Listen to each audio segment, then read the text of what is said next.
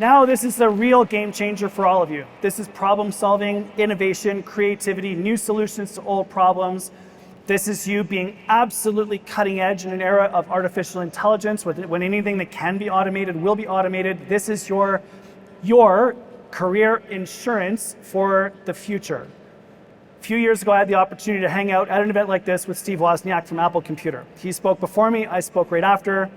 Incredible man, absolutely love him. He's all about creativity. He spoke about creativity. We were hanging out in the green room after he spoke, before I spoke, and I had a chance to speak to him for 10 minutes. It was amazing. First of all, he's given away $900 million. He kept a little bit for himself just to make sure that he is cool, and he teaches grade 3s at his local school near where he lives how to code. Like, imagine learning how to code from Woz. Unbelievable, man, I love him. But I asked him in the session, Steve, how are you creative? How do you practice being creative? How do you do it? And he paused, he's like, I like to tell jokes in different languages. I was like, that's totally not helpful at all, whatsoever. I had no idea what he was talking about. So I went out and I did my talk, and years later, as I was investigating creativity, and I understood what happens inside of our brains when we get into that theta brainwave state where we are creative, when we problem solve, the amazing thing that occurs is that unlike focused execution, when one region of the brain works, unlike an alpha state when the frontal lobe of the brain works, in creativity, 2 or more regions of the brain become active at the exact same time and then are joined together through the deep white matter tracts of the brain. That is why vocally we say, when you're creative, when you come up with a new idea, I put 2 and 2 together. Isn't it amazing how our language reflects like deep internal physiology? It's so absolutely incredible. You've felt this state before. If you've ever been driving long distances and you notice that your mind is wandering, that's a theta brainwave state, super dangerous. Please don't ever do that again. But that is a theta brainwave state. You've probably also felt this if you've ever been in the shower in the morning and you allow the rhythmical, repetitive pattern of water to be hitting your forehead and you just relax for a second. And then all of a sudden, boom, you have that eureka moment, right? That's the theta brainwave state. What Woz was doing was telling jokes in different languages. He was practicing activating 2 different regions of the brain at the same time, language and humor. Like, how cool and amazing is that? So I want you to be able to do this on demand so that when you need to come up with a new solution to an old problem, when you need to find a better way to solve the challenges that your clients are faced with, when you need to come up with solutions to what you're faced with, we can leverage the fact that we can brainstorm using creativity and activate this using 3 specific tactics again. Unlike beta mode, when we need lots of energy physically, and unlike alpha state, when we need to be absolutely still, to get creative, to activate a theta brainwave state, we need rhythmic, repetitive activity. Once again, this is Adam, many years ago, demonstrating repeated, repetitive activity on a beach in Maine, in the States, mesmerized by the pattern of water around his feet. This for you is walk, run, jog, swim, bike, paddle, or yoga, or even gardening. Repeated activities over extended periods of time, 5 minutes, 10 minutes, 20 minutes, 40 minutes, ideally with no technology, to enable your brain to calm down, deactivate, such that you can ideate new solutions and get creative and innovative at the same time. In physiology, we simply say, take some LSD. You guys are a very serious group. Just kidding.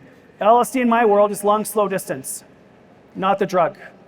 Although that probably works too. Next year we'll all microdose together and see what happens at this conference. It'll be totally wild. Just kidding.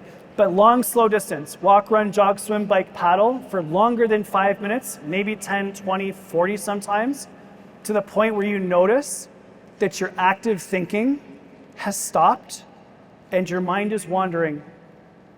And once your mind is wandering and you let it do that, you will notice that very cool ideas start popping into your head. And if they serve you, keep them. Make a note, carry on. If they don't serve you, that's okay. Just let them pass. But this is a very easy way for you to get into a creative state. I love my Sunday morning walks. or my Sunday morning bike rides. I really love my Sunday morning paddles. It's just a chance for me to decompress, calm down, ideate, and innovate wherever I possibly can. The next idea that I have for you is I would love for your mind to be open, non-judgmental, which is extremely difficult in this current era where we are being driven into the echo chambers of social media and the news cycles.